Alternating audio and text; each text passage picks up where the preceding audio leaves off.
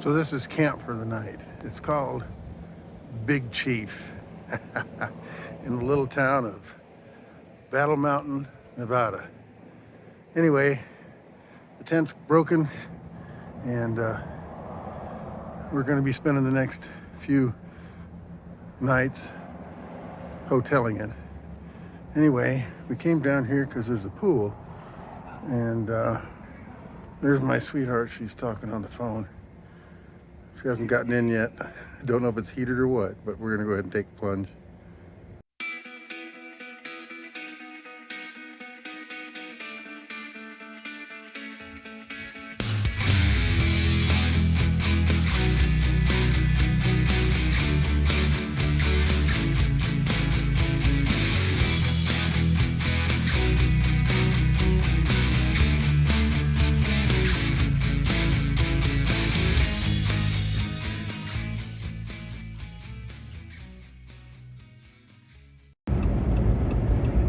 Well, good morning from north central Nevada.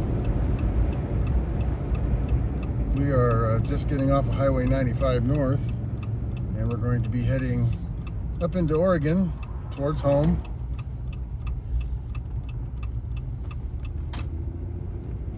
And we're going to go by the Steens Mountains today and drive out across the Alvord Desert dry lake bed. That's the goal.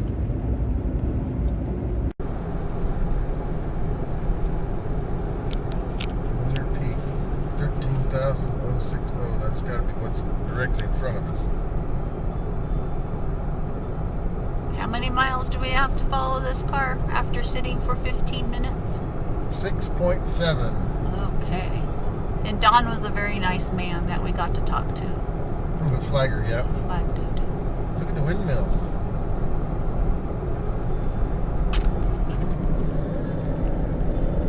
Can't see him over the smoke in the picture. They're way out there. And the mirror's probably in the way too. No, but I got the mirror in the way now. So you really can't see him. It's pretty smoky. And he said somewhere over there is the highest point on the other side of that mountain of Nevada. I'm not sure if the camera is catching that, but it looks like there's a little skip of snow up there on the top of those hills, which really should come as no surprise. It's only 50, and let's hope that we beat the weather front that's moving in this way.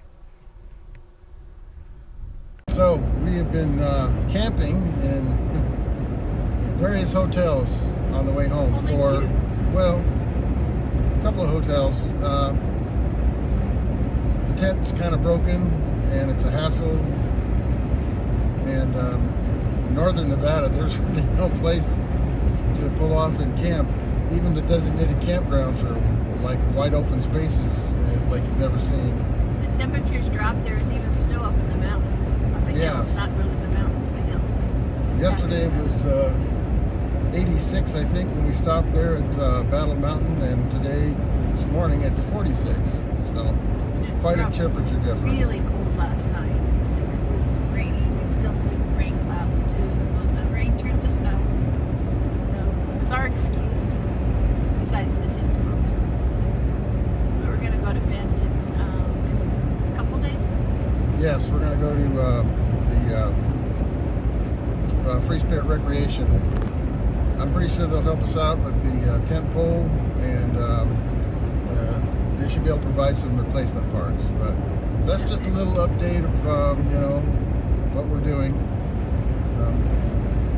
I still have a week off. So We'll be stopping at our home in Prineville, and we've got some work we can do there. I'm going to try to get the Jeep welded up and fixed. So I have a front sway bar. We've been rocking and rolling now for the past 1,000 miles. And so that's just a little update on what's going on. get to stop and see my son. Very pretty valley in front of us here. This goes up through the central part of southern Oregon, and like I said, past the Steens Mountains, there'll probably be some snow on there because they've been having a little bit of rain. We'll see. so. We'll fly the drone and get some good pictures because the Steens Mountains are really pretty this time of year.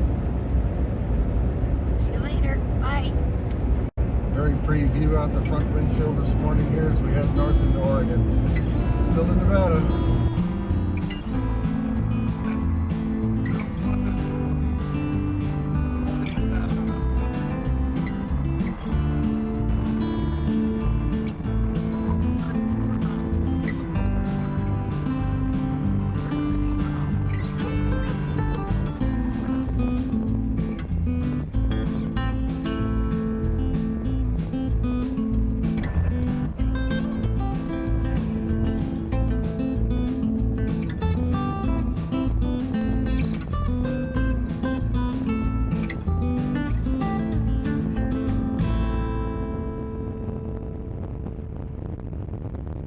No sooner had we passed through Fields Station that we began to look for the Alvord Desert. Now, I've never been down here before, but I've seen it, and it was not what I was expecting. To our right, up the road, was Alvord Lake, and it doesn't look anything like the Alvord Desert. It does have some water in it, and it is almost exclusively privately owned. I wasn't sure what we were looking at, so we pulled off on a public road through BLM land, and I put the drone up to see what was going on. And I guess I should have just driven a little bit further on. As beautiful as the views were, we weren't finding the Alvord Desert at all until I turned the drone towards the north. And lo and behold, there was our desert. I was fully expecting to drive into the valley and see the Alvord, and that just wasn't the case. But the drone, it revealed what we had missed, and all we had to do was just drive a little bit further on, and we would have been where we wanted to be. It's right down here. Okay, we've been fronting because we couldn't find the road down to the dry lake bed, and the Alvord Lake, which is about 2 miles behind us, is all privately owned. And I was getting worried because I didn't know how to get down there. I knew they could drive across the lake, but all we had to do was drive up over the little knoll here, and we found the dry lake bed there off to the right. And they're actually, they've got some wind carts out there. The three-wheeled carts with the sail. Must be a club. We'll be turning down onto the lake bed here pretty quick. Okay, we've found the road down to the lake bed. It's called Frog Spring, Alvord Desert. Get a load of this here. I knew that there was a big open expanse area here where you can drive out, and here it is. So we might just take a spin out here on the Alvord Desert.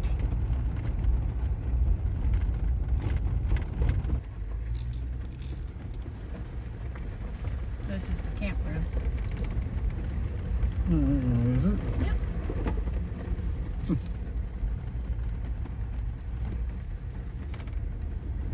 Okay, we gotta watch out for little kids on motorbikes because they're tearing it up down here.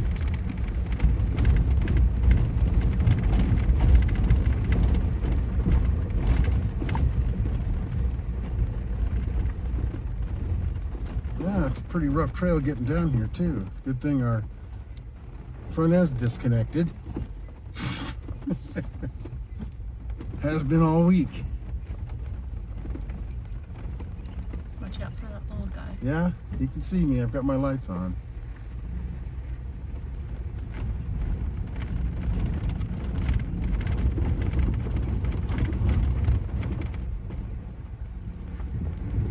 So I guess what you do is you just step on it and go any direction you want.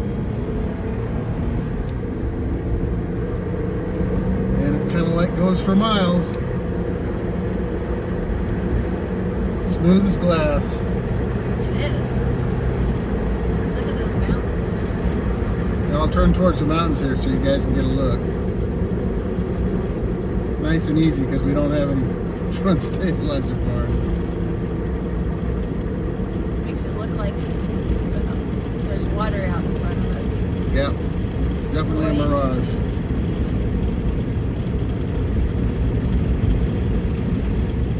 Wow, that's pretty.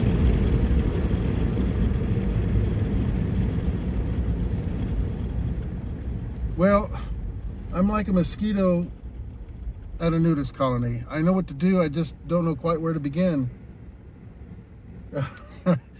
We could go anywhere. I guess I could get the drone out and have it chase us around a little bit, maybe. We'll see.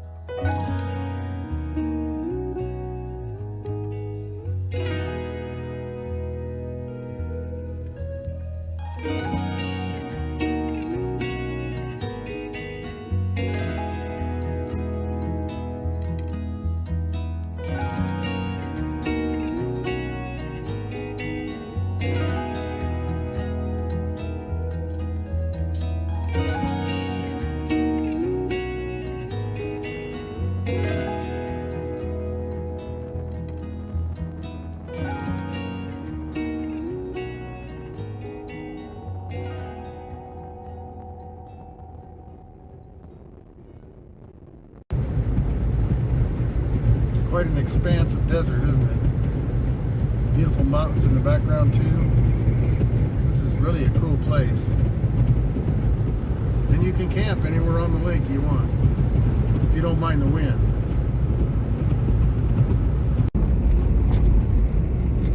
Clouds are looking pretty ominous up ahead of us. We might get a little wet. We may not camp tonight. We have to just go. No, we're not camping tonight. But the hot springs. I gotta put my feet in the hot springs. Okay, there's hot springs up here along here somewhere. I just noticed the clouds are starting to build. So we're just turning down here into Mann Lake Campground just to have a look. Casey Coyote Works did a short video about this place, and I could have sworn when he was here there was some water in this lake, and it's a campground. Well, maybe it's not. Well, it's listed as a campground on Gaia GPS, and I suppose you could pitch a tent here or something, or park a rig. I don't see any designated camp spots. Maybe this is just the toilet here and it goes down further. But that's the lake right there. And looks pretty dry. Oh well, maybe after the summer or after the winter. Well, it looks like there are camping areas. This says wildlife viewing area and West camping, so there's probably just spots out there that you can just camp at. And it looks like the road goes around, and there's another outhouse way to my left, clear out across the quote-unquote lake. And this road here actually goes down to the lake. Let's see, where's that outhouse? It's right about...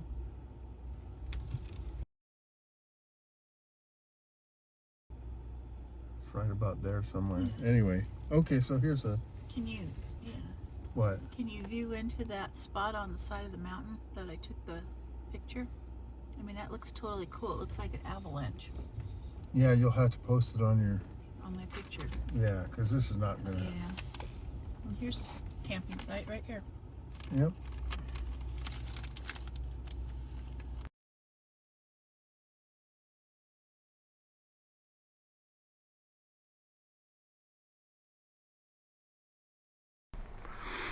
Well, good morning. I don't know what day it is. We're still on vacation, and we're just going to load up and head over to Dirt Road Garage, place that was recommended by Jason Primalin Outdoors. They say they can help me fix this, so we're headed over there to get the Jeep fixed. Okay, so here we are at Dirt Road Garage, and they're going to help us out get the Jeep fixed.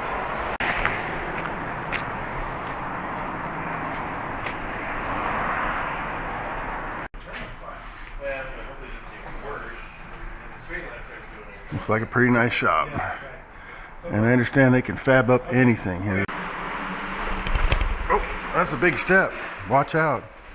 Sweet Land Cruiser.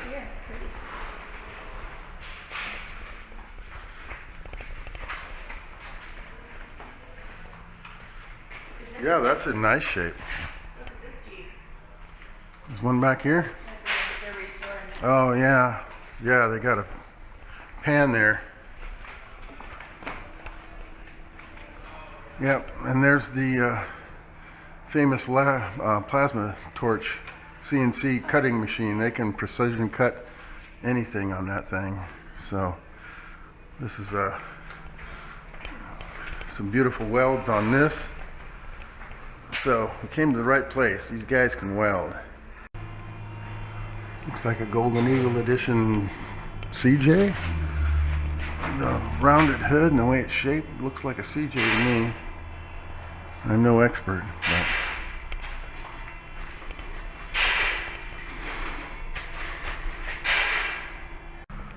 there's the CNC controlled, I'm pretty sure it's computer controlled plasma torch. They cut out all kinds of stuff on that.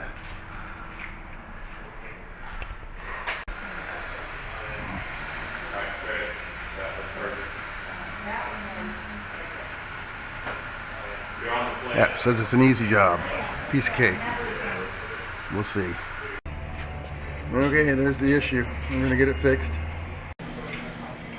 So this is Reggio's, just down the road, and it's a good place to come for some good old-fashioned cafe type food, and that's probably the best pork gravy I've had in a long time. So if you're waiting for work at the dirt road garage, then just walk on down here. That support there, and then when they swap it over to this single tab, it just puts a crazy load on it. It does, yeah. It's way thinner. That's why I was so fatigued out. Yeah. It's like if you look on that side where they are using a single, look how thick that tab is. Yeah, now see, that's about half again as thick as the other tab. About double. About half again, yeah, or twice. I wonder, So I mean, is that the original tab there? Their design was using 2 tabs, right? Yeah. Not being able to disconnect. So that's why it's just fatigued out so bad. So is that my tab or is that a different tab? That's a brand new. That's a brand. Yeah, I did a beautiful job. Had to just make a new tab. That's cool. So there's the old damaged part. You can see it's really warped out of shape. He didn't even weld it back on. They just took their plasma cutter and just cut a brand new one twice as thick and put it in there. These guys are great.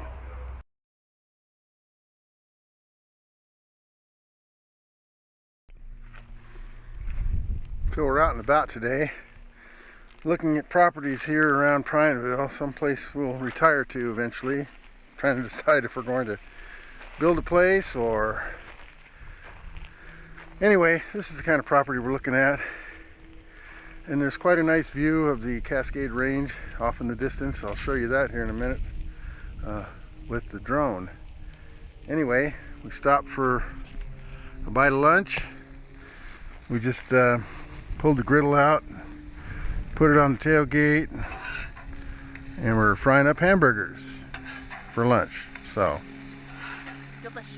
yeah, we're not sitting around the house today like we have been. We'll head home tomorrow, but we're still trying to have some fun. Yes. This 18-inch Blackstone griddle here has really been great to use on this trip. We have a little stove we heat water on, but we cook almost everything else on the griddle.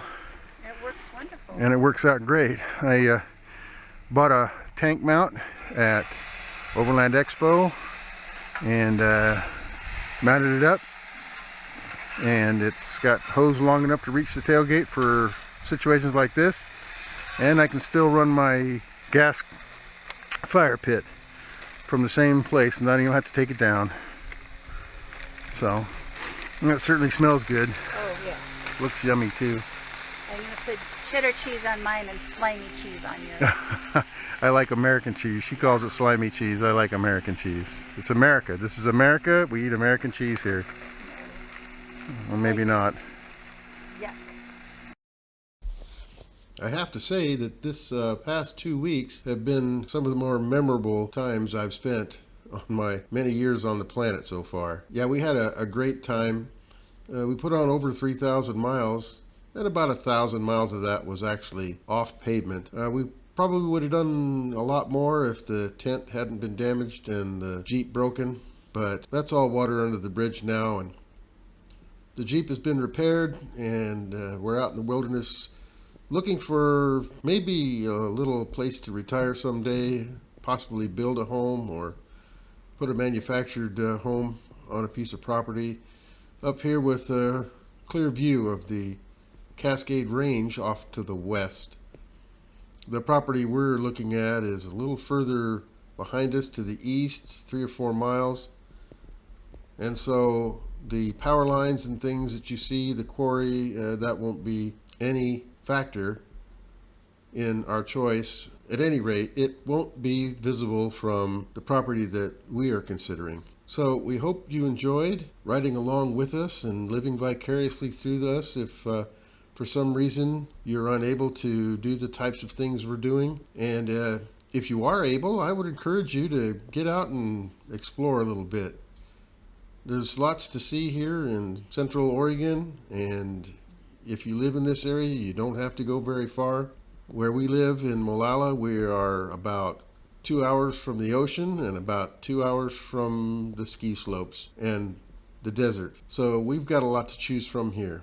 But we'll never forget this trip through central Utah and into Arizona. And don't rule out south central Oregon or far eastern Oregon too. There's some spectacular things that we have yet to explore over there. Now, as we turn the camera to the east, you can see some homes along that slope, and up along there is where we are considering possibly building or placing some sort of habitation for our retirement years. Thank you so much for watching. Please like and subscribe, and feel free to comment too. And we'll see you again on the next adventure.